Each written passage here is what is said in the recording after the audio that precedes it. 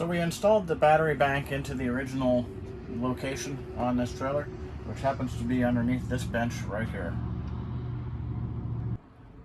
So this week's install was a brand new Intech Soul Rover oversized teardrop trailer.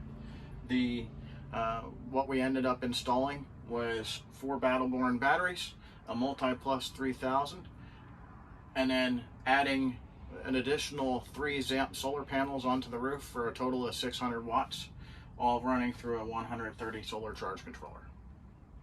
The original install on this coach originally had 2 Expion 100 amp hour lithium batteries and a Xantrex Freedom 2000 inverter.